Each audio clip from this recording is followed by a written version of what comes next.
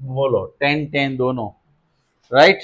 अब हमारा उसमें क्वेश्चन 1 क्या है, स्टैंडर्ड 9 हेरन्स फॉर्मूला में प्रैक्टिस बुक में state whether each of the following statement is true और फॉल्स। दिए गए स्टेटमेंट ट्रू है या फॉल्स है वो हमें बताने हैं। पहला स्टेटमेंट क्या है, if the side of an equilateral triangle is 10 centimetre. Equilateral triangle में साइड 10 सेंटीमीटर, तो ए 10 होगा तो बी भी कितना होगा 10, तो सी भी कितना होगा। हाँ, तो उसमें हमें सेमी पेरीमीटर 30 ऐसा बोला गया है। सेमी पेरीमीटर का मतलब क्या होता है,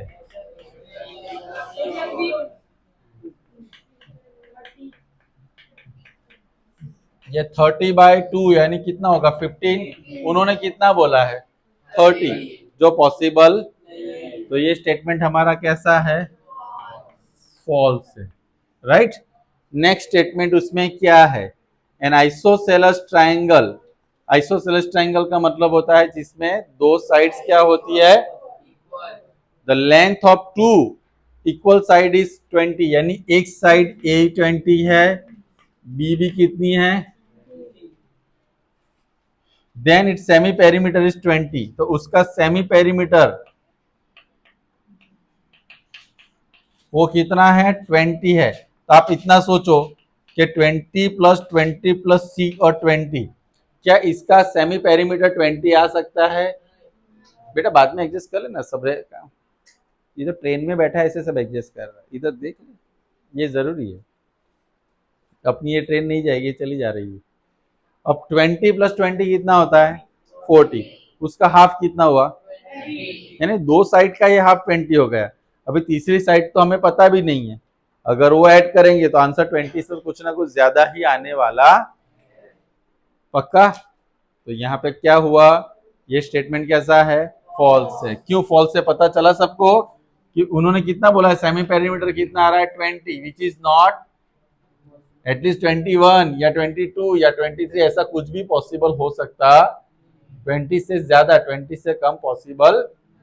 तो ये स्टेटमेंट हमारा क्या होगा, चलो हम लोग फिर है ना एग्जाम में क्या होता है ट्रू फॉल्स लिखते हैं ना, तो पहले दो फॉल्स फॉल्स, तो तीसरा में लगता नहीं आता, अगर ये दो फॉल्स ये ट्रू होगा, हम अपनी गट्स फीलिंग पे आंसर लिखते हैं, है ना। हाँ सही है ना, अपना ही सेंस चलाते हैं।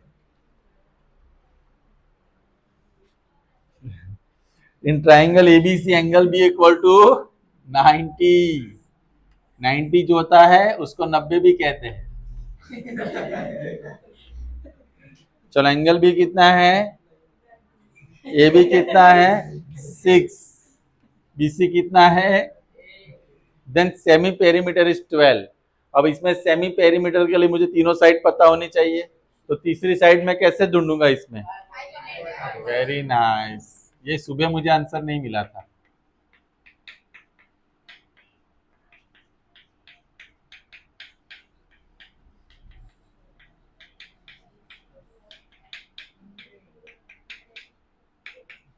अब सेमी पेरीमीटर यानी a + b + c/2, 6 + 8 + 10/2, 24/2, which is s = senti, उसमें आंसर क्या बोला गया है 12 ही बोला गया। देखो मैचिंग हो गया, तो ये आंसर कैसा होगा, सबको ट्रू का मतलब तो पता है ना, आता है ट्रू कॉलर।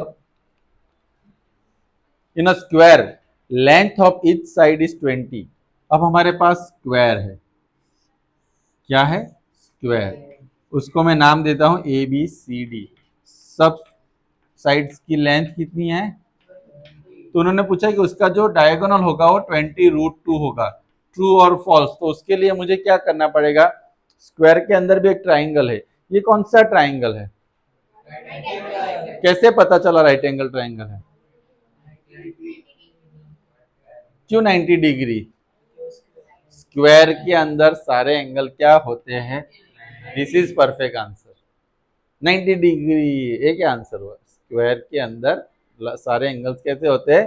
तब इसमें अगर मैं हाइपोटेनियस का स्क्वायर ले लूं, ए बी स्क्वायर ले लूँ, बी सी स्क्वायर ले लूँ, यहाँ पे 20 square plus 20 square which is 400 plus, तो कितना होगा, ए सी स्क्वायर कितना हुआ 800, तो ए सी इक्वल टू अंडर रूट 800 यानी 400 इंटू 2, 400 का स्क्वायर रूट कितना निकलेगा, तो देखो, तो ये स्टेटमेंट हमारा कैसा होगा,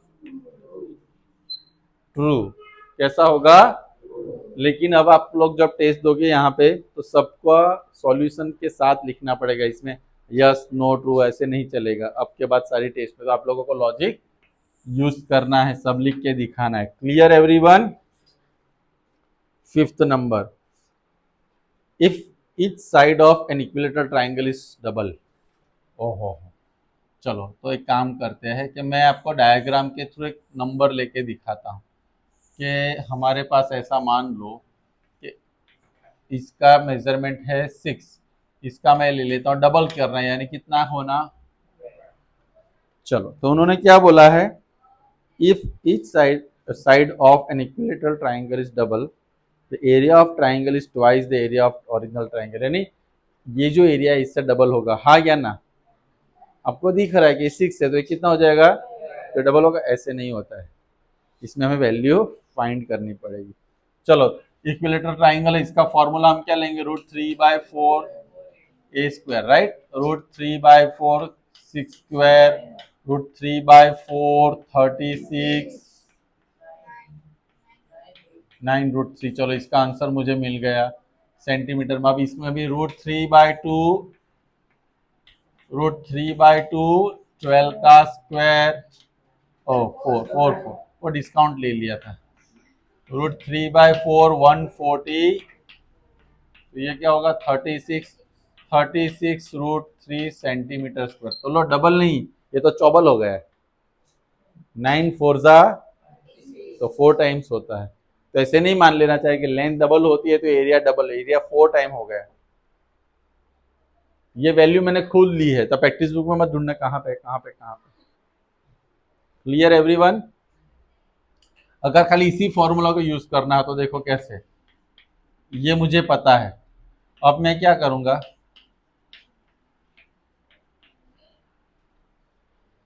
मैंने साइड क्या कर दी डबल, 2a कर दिया, तो 2 का क्या होगा, √3/4, ये किसका एरिया है, ओरिजिनल का यही है ना, कितना टाइम्स होगा वो, ये मैंने अभी डायरेक्ट फॉर्मूला से, अगर डायरेक्ट पहले ये बताता तो तोते उड़ जाते, इसलिए पहले मैंने ये। तो ये हुआ हमारा क्वेश्चन 1 खत्म। हम करेंगे क्वेश्चन 2, पक्का, आर यू रेडी गाइस। कुछ लोगों ने है ना गाय बोला तो, the sides of triangle measure 15 17 and 20, a equal to,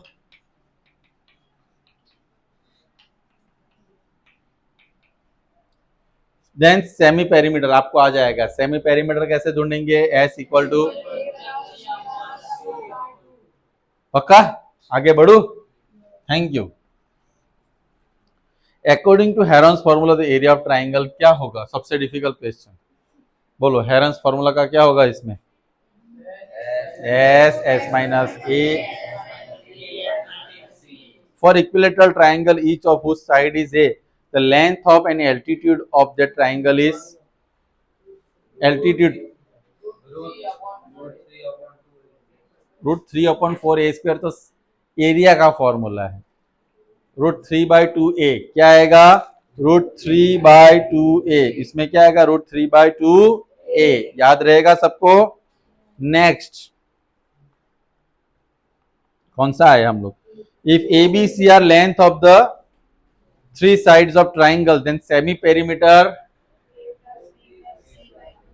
a plus b plus c by, देखो अगर आपने चैप्टर बराबर पढ़ा हो तो एमसीक्यू अपने आप आना चालू हो जाता है। 5th number, the sides of triangle are 6 8 and 10, sides of triangles are चलो a equal to 6 centimetre, b equal to, c equal to, ऐसा है तो area of triangle is blank. तो क्या करेंगे इसमें, हेरॉन्स, लेकिन मुझे नहीं लगता कि 1 मार्क्स के लिए मुझे हेरॉन्स फॉर्मूला बहुत लंबी मेथड है, तो ऐसा नहीं, हेरॉन्स फॉर्मूला भी कर सकते हैं इसमें। और इसमें मैं वेरीफाई ऑलवेज, ऐसे क्वेश्चन में जब फिल इन द ब्लैंक्स या 1 मार्क्स में हो ना, तो वेरीफाई करो कि पाइथागोरस ट्रिपलेट तो नहीं है, यानी कि ए इसका स्क्वायर करेंगे, ए स्क्वायर कितना होगा 36, बी स्क्वायर कितना होगा, सी स्क्वायर कितना होगा, इस दोनों का प्लस भी कितना होता है, तो a square plus b square equal to क्या हुआ, ये पाइथागोरस हुआ, यानी पाइथागोरस के हिसाब पाइथागोरस ट्रिपलेट हुआ, तो ये 6, ये 8 और ये कितना होगा। सर आपको कैसे पता चला 6, ये दोनों कुछ भी हो सकता है, 8 6 ऊपर नीचे, लेकिन सबसे बड़ी साइड तो क्या होगी, हाइपोटेनियस ही होगी। अब मुझे एरिया फाइंड करना हो तो क्या होगा, 1/2 altitude into base, 6 into,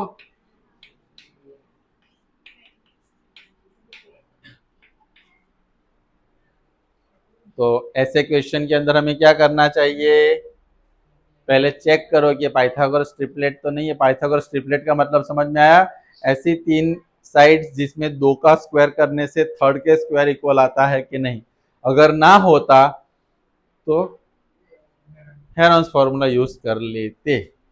okay, आगे बढ़ू,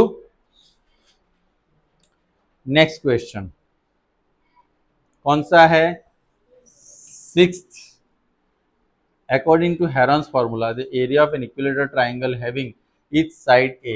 अब हेरॉन्स फॉर्मूला के हिसाब से सब साइड का मेजरमेंट a है, तो s minus b a, s minus a, s minus a b c नहीं लिखूंगा, मैंने क्या लिखा, ए, क्यों ए लिखा, अब इस दोनों में ये 2 पैर बन रहे हैं, तो उसका स्क्वायर रूट क्या निकलेगा, s माइनस ब्रैकेट में क्या रहेगा s, देखो ये हमारा ऑप्शन है अंदर,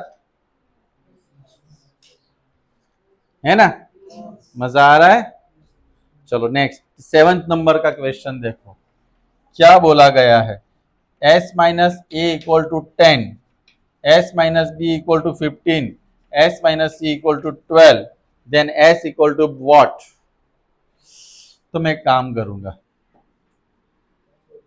बोलो क्या करूंगा, इसको उधर लेते जा, या तो a equal to s minus 10, क्या किया इसको इधर, इसको, चलो b equal to s minus 15, c equal to s minus, अब मेरे पास एक है s equal to a plus b plus c by 2, s a की वैल्यू कितनी है s माइनस 10, b की वैल्यू कितनी है s माइनस 15, c की वैल्यू कितनी है अपॉन, चलो ये s के साथ आ जाएगा तो कितना हो जाएगा 2s, s s s कितना हुआ 10 15 12, तीनों माइनस है तो तीनों का प्लस होगा, कितना होगा माइनस 37, 37 इसके साथ प्लस कर दो, sorry 37, sorry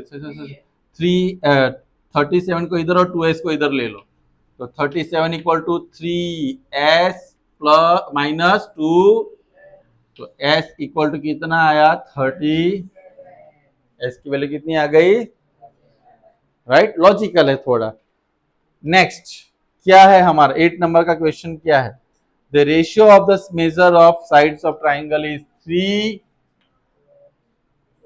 ratio 4 ratio 6, perimeter कितना है, तो हमें इसमें फाइंड द लॉन्गेस्ट साइड, तो इसमें क्या करना है, पहले मुझे पता है 3x 4x 6x equal to जो पेरीमीटर है वो कंपेयर करके मुझे किसकी वैल्यू मिलेगी, x की, फिर x की वैल्यू 3x 4x और 6x है, उसमें x की वैल्यू रख दूंगा, तो सबसे बड़ी साइड कौन सी होगी, नहीं 6 इंटू जो भी आंसर आएगा वो मल्टीप्लाई करूंगा, वो मेरी वैल्यू होगी, समझ में आया। इसमें पूछा लॉन्गेस्ट साइड कौन सी है, तो इसमें तीनों में से जिसका आंसर सबसे बड़ा होगा वो मेरे लिए क्या होगी, पक्का, समझ में आएगा। चलो 9th नंबर का question, in a right angle triangle length of hypotenuse is 29। Hypotenuse कितना है, मैं इसका नाम दे देता हूँ 29। कौन सा नंबर है हमारा, 9th नंबर का। And one of the side of forming right angle is 21 है। Then the semi perimeter. अब इस क्वेश्चन में मुझे क्या करना चाहिए, इसमें हमने किया ना, इस तरह से हमने क्या फाइंड किया, हाइपोटेनस। इसमें मुझे कोई एक साइड फाइंड करनी, ये। चलो तो सबके लिए मैं करवा देता हूँ। Square equal to AB square plus, तो 29 का स्क्वायर, AB मुझे नहीं पता है, BC की वैल्यू पता है, ये कितना होगा 841, ये कितना होगा 44। तो AB square equal to 841 minus 441 which is, तो AB इक्वल टू कितना आया, तो ये मेरी वैल्यू आ गई 20। ये तीनों कौन से नंबर कहलाएंगे, पाइथागोरस, पक्का ना। तो पाइथागोरस ट्रिपलेट है। अब मुझे इसमें सेमी पेरीमीटर फाइंड करना है, तो मैं क्या करूंगा, S इक्वल टू, क्लियर, मजा आ रहा है। 10th सर नहीं आएगा, फिर भी आप पढ़ाओगे ना। In isosceles triangle in which BC equal to 24, AB equal to AC equal to 13। तो इसमें आप लोगों को देखना है कि पाइथागोरस ट्रिपलेट बनता है। अगर नहीं बनता है तो फिर हमें हेरॉन्स फार्मूला लेके इसमें क्या फाइंड करना है, एरिया फाइंड करना है। क्या फाइंड करना है, पक्का, श्योर। ओके, ट्रिपलेट नहीं बनेगा तो आप लोग चेक कर लें। ट्रिपलेट कैसे चेक करते हैं, अब आपको समझ में आ गया ना। अब इसमें बोला कि in 11th number, in triangle ABC, AB equal to 6, BC equal to 8, 6 ABC, BC equal to 8, और ये कितना है 10। BM इज एल्टीट्यूड, BM क्या है, एल्टीट्यूड है। लेकिन ऐसे में भी पहले मुझे चेक करना है कि राइट एंगल हो रहा है। ये मैंने ड्रॉ तो कर दिया। पाइथागोरस ट्रिपलेट है, हाँ है। 36, ये क्या है 64, ये क्या है, इस दोनों का प्लस क्या होगा, ये मेरे लिए क्या बना, राइट एंगल ट्राइंगल बना। ध्यान से देखना, इक्वेशन थोड़ा अलग है। ये पाइथागोरस ट्रिपलेट है, वो आपको पता चल गया, पक्का। अब BM है, क्या है, मुझे फाइंड क्या करना है इसमें, एल्टीट्यूड। क्या फाइंड करना है, एल्टीट्यूड किस में आता है, एल्टीट्यूड का इस्तेमाल हम कब करते हैं, एल्टीट्यूड का हेल्प लेके हम क्या फाइंड करते हैं, एल्टीट्यूड की हेल्प लेके हम एरिया फाइंड करते हैं। तो एरिया की हेल्प लेके हम क्या फाइंड कर सकते हैं, जिसकी हेल्प से ये मिलेगा तो इसकी हेल्प से ये मिलेगा। तो अब मुझे यहाँ पे एरिया मिल सकता है डायरेक्ट। कैसे एरिया मिल सकता है, एग्जैक्टली अब समझ में आया। एरिया ऑफ ट्राइंगल ABC अगर मैं लेता हूं तो 1/2 AB into BC which is 1/2 6 into 8, 2 4 जा, तो 6 4 जा कितना होगा 24 सेंटीमीटर। मुझे क्या मिल गया। अब मुझे इसकी हेल्प से क्या फाइंड करना है, कैसे, वापस एरिया का दूसरा फॉर्मूला में लेता हूं, 1/2 एल्टीट्यूड इंटू, चलो एरिया कितना है 24। अब मेरे लिए एल्टीट्यूड ये होगा, कौन सा, BM, बेस कौन सा होगा, AC, जिसके ऊपर एल्टीट्यूड हो वही हमारा क्या होता है। चलो ये 24, ये 1/2, BM की वैल्यू मुझे नहीं पता, AC की वैल्यू पता है, कितनी है 2 5 जा, अब 5 इधर आएगा तो 24/5 विच इज, तो BM इक्वल टू कितना आएगा 4.8, 4 पक्का। तो these are question number first and second. पहले इतना खत्म करो, लेकिन सब में आपको क्वेश्चन लिखना जरूरी है।